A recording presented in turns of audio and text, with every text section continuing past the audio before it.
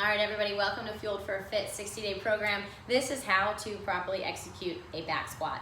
So this is a squat rack, right? This is an old one, all right? So your one at your gym probably doesn't look like this, although maybe if you have a home rack, it might look similar to mine. First things first, the bar placement. So the pins or the rack right now is set up for my height, and if you're lifting with anyone, you definitely want it to be set up to the shortest person. So if I squat with someone who's 6 foot tall, the bar is set up for me, not for their ideal height, because it's better for it to be too low. So the bar right now is set up right above my chest. It has to be below the shoulders. That way you can get under the bar and you don't have to lift the bar off of the rack to walk out. So hand placement. It always amazes me how many people will unevenly grab the bar and get under the bar. I would think that is common sense, but it's not. So hand placement is going to be, is a personal thing. It depends on how mobile your shoulders are. The more mobile and flexible you are, the closer grip you can have, and it is stronger to be closer. Or if you're less flexible, or a lot of times men with a lot of muscles and lats are gonna be a little bit wider because they don't have the room to come in close. So for me, I'm pretty close. There are two ways to back squat. You have a low bar and you have a high bar placement. For the low bar placement, the bar actually will end up almost below the rear delt. For a high bar placement, it's resting right across the rear delt. So that's where I'm gonna set it up for a high bar because that's typically where people squat. I squat a low bar, but that's kind of an advanced lift and it's more for power lifters. So 1 foot under the bar, hand placement where you feel comfortable. That might be some trial and error. Okay, chest comes through. You're gonna step both feet right underneath the bar.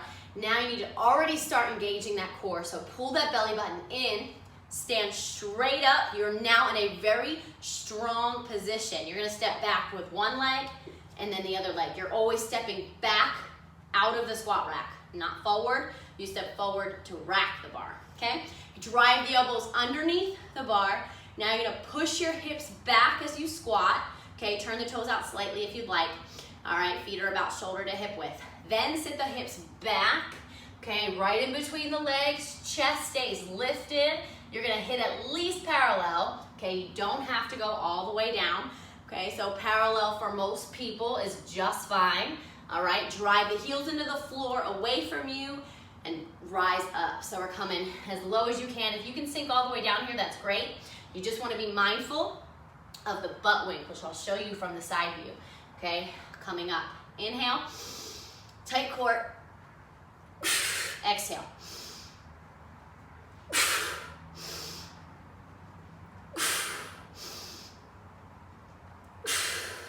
Notice that it's one strong movement, right? It's not segmented. You know, some people, it's like an elevator movement. Other people, they drop too fast, and what they call like a bottom out, where they drop too fast and then they bounce out of the bottom. That's not a controlled movement. It's not good for your knees. It's also not good for the low back. All right, so now I'm gonna go from the side. Obviously, I'm not gonna unrack it. I'm just gonna put the bar on my back.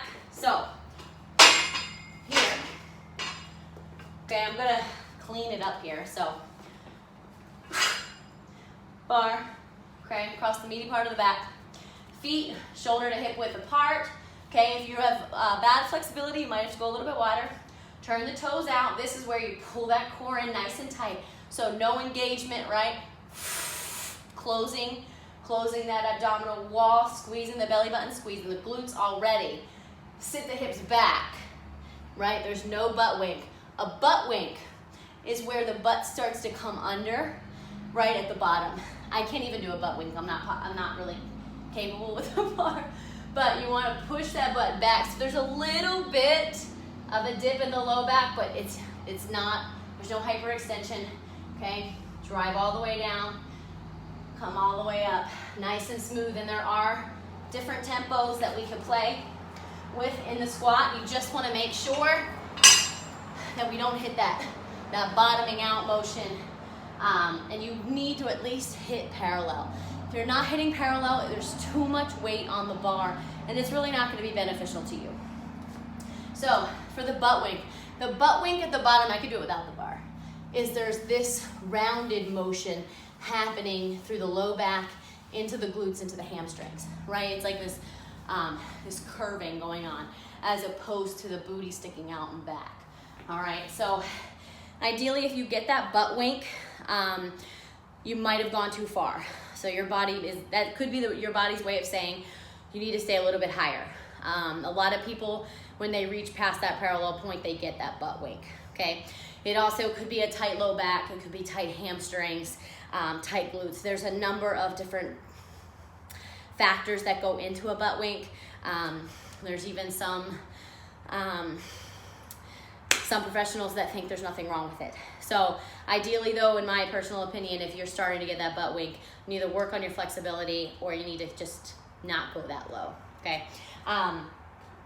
To substitute the barbell back squat in this program, you can use the Smith machine squat, which is safer, takes away the instability of a barbell. So with a barbell, you always have instability, right?